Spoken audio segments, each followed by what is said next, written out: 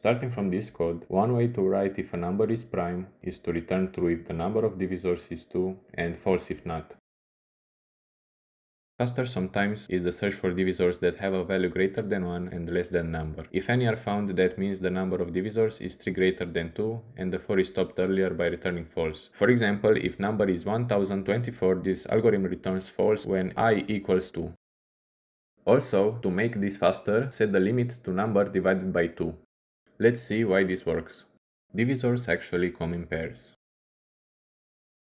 Let's look at the divisors of 100. As you can see, to increase the value of a divisor from a pair, you must decrease the value of the other divisor from the pair. When one divisor is between number divided by 2 and number, the other one is between 1 and 2. We are looking for integers. A divisor between 1 and 2 to complete a pair for a divisor between number and number divided by 2 does not exist. Therefore, stop the for earlier by setting the limit to number divided by 2. A better optimization is to set the limit to the square root of the number. That is because when a divisor of a number is found, the other one can be also found by dividing the number to the already found divisor. And the pairs start to repeat after the square root of the number just by having the positions of the divisors switched. Also, there is a special case that appears when the square root of a number is an integer. Now, with this information, we can understand better the algorithm which finds the divisors of a number by going from 1 to the square root of that number.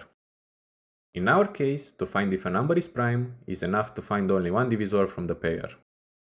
Also, we could make the algorithm faster by skipping even numbers. That is because every even number has as divisor the number 2, so it is not prime. The exception is the number 2, which is prime, even if it is even. If the input for which the algorithm is called contains repeating numbers, a cache could be used. If the prime function is called a lot of times, then the prime numbers could be searched at the beginning of the algorithm and saved in memory. Let's look at the constructor function. 0 and 1 are not prime, therefore the cache is true. After that, for each I between 2 and limit, if I is prime, search I's multiples and remember them as not prime. This is an example of the algorithm running.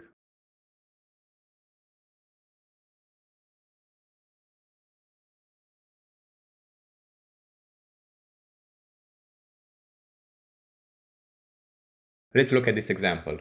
When I equals 2, at one point j equals 10, which is actually 2 multiplied by 5. When I equals 3, at one point j equals 15, which is actually 3 multiplied by 5. When I equals 4, at one point j equals 20, which is actually 4 multiplied by 5. And when I equals 5, j starts at 2 multiplied by I, which is actually 10. So it tries again to set 10, 15 and 20 as not prime. As optimization, set j to start at I squared. Now, because j starts at I squared, and the condition for the second for is for j to be less than limit, the second for runs only if I squared is less than limit. Therefore, modify the condition for the first for to be I squared less than limit. Now let's look at an algorithm we discussed earlier. Instead of searching for odd divisors, we could search for prime divisors, because if a number is not divisible by some prime numbers, it is also not divisible by their product. For example, the remainder of 401 divided by 3 is not 0, and also the remainder of 401 divided by 5 is not 0, so the remainder of 401 divided by 15 is not 0. So we could combine the last two algorithms. The rewritten code looks like this.